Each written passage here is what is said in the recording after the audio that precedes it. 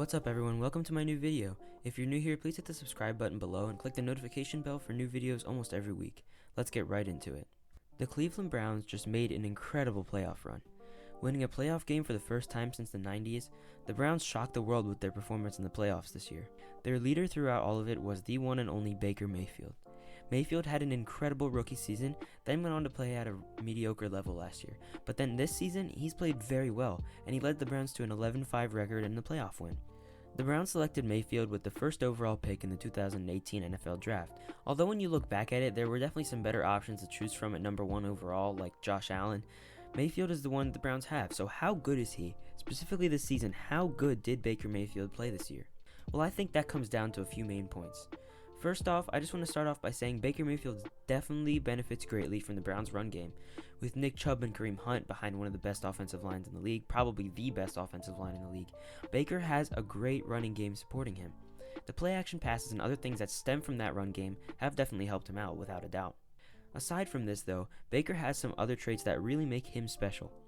His accuracy, for one, is inconsistent, but it's there. It's definitely there. He's really accurate. He delivers balls right where they need to be when he knows where they need to be. He also has great decision making, and he can read defenses pretty well. These traits can definitely be developed, but he's great at it so far.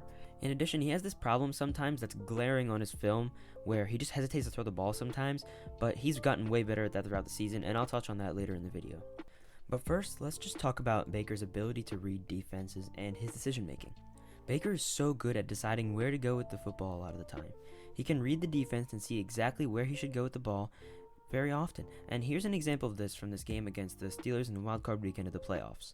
The Steelers have man coverage across the field, and Baker read that well. When he sees Landry motioning across the field, the Pittsburgh defender followed him. That's just a very simple indication of their man coverage. But after the snap, Baker keeps his eyes on Landry the whole way through, and he sees that Landry beats that man on the route he's running. He's able to deliver an accurate ball over the underneath defender's head, and Landry's able to do the rest to take that thing to the house. It was a great read, a great decision by Baker to throw it to Landry. He makes good decisions like these all the time. Here's another really good example of this. This one is from the Monday Night Football Classic in Week 14 when the Ravens went to Cleveland. On this play, Mayfield reads the defense very well. The Ravens are in a cover 3 zone coverage. That means that the corner, Marcus Peters on the far side, is responsible for defending Donovan Peoples-Jones on his deep corner route in this simple bench passing concept. Baker has the option to throw to either David Njoku on the deep out route or Peoples-Jones on the corner route. Baker's making his decision on who to throw to based on what Marcus Peters does. If you look closely, you can see that Peters hesitated trying to decide whether he should go down and cover Njoku, who is wide open, or stay up top to take care of Donovan Peoples-Jones, who was also going to be open. And so Baker just keeps his eyes on him, and he sees that when he hesitates down to go try and take care of David Njoku, then he immediately lets that ball go over his head to hit Donovan Peoples-Jones on that corner route, and it's a big gain for a first down. This decision-making and ability to read defenses is truly special, and it's what makes Baker's play so unique. It's not often you have a young quarterback like Mayfield who can make reads like these at the professional level. Another thing I want to talk about is Baker's accuracy with the football. When you pair his accuracy with his decision-making, it's scary. Of course, he's not anything crazy with his accuracy, but he is really good. Here's a clip from the Browns game against the Raiders this season. This was a perfect ball by Baker.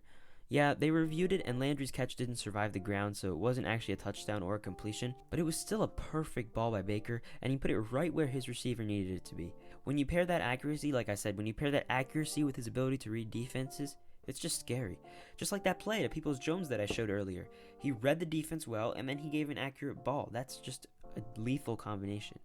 Another thing I want to touch on is about how Baker throughout the season has improved in one huge area: his hesitating to throw the ball. As I went through his film this season, I could tell that Baker was nervous to throw the ball sometimes. He wanted to see his receiver open before throwing it, not making those anticipatory throws that you expect a quarterback to do.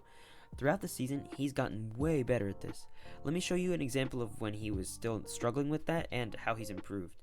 This play was from against Dallas in Week 4 of the regular season. On this play, he only had 2 routes out there. It was Jarvis Landry and Odell Beckham. Landry was running a sort of out route, kinda, while Odell was running a little crossing hitch route, kind of. Landry's route was covered, obviously, but then Odell's was open. If Baker could just see that defensive back was covering Landry's route and understand that Odell would be able to come out of his break, he should be throwing this ball right now, right when Odell is coming out of that break. But instead, he just holds the ball too long, and then pressure gets to him, and he has to escape the pocket, but he still has Odell open. He could have just thrown it while he was on the run still, but then he didn't. And eventually the defender gets down, covers Odell, and now he has nothing to do with the football. Landry turns his route upfield, but that didn't end up going well. So if he would have just thrown that ball right when Odell was coming out of his break on that little hitch route, they would have had a first down, and they would have been moving the sticks. But instead, he's just rolling out of the pocket because he's under pressure, and there's nothing he can do. However, like I said, he got way better at this throughout the season. Here's an example of an improvement in this same exact idea. Check out this play from the wildcard game against the Steelers. This play could not have been made better by Baker. When he sees that the defensive back is backpedaling, he knows that his receiver Rashard Higgins is going to be open. So he makes a typical anticipatory throw, throwing it right when the receiver breaks out of his route on that little out route there. But not only that, not only did he make an anticipatory throw, but he led the receiver forward a couple yards to account for that DB being able to come out of his break and make a play on a ball. So he had his receiver dive forward for the first down. It was a great completion. You can see the improvement in this area of making anticipatory throws, from that week 4 play against Dallas where he was hesitating to throw a 10-yard hitch route to where he's throwing a 15-yard out route and he's timing him perfectly and he's throwing him open. So he has improved in that area significantly. So at the end of the day, how good is Baker? So Baker is good. He's really good. Does he have some areas he can improve on? Of course, every quarterback does.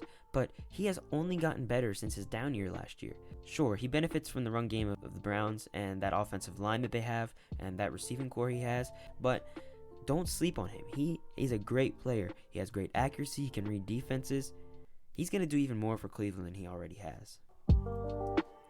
Thank you guys so much for watching the video. If you liked it, please be sure to hit the subscribe button below, as it would help out my channel, my small new channel, as I grow it. And please comment down below. I'll be sure to respond to any of your comments.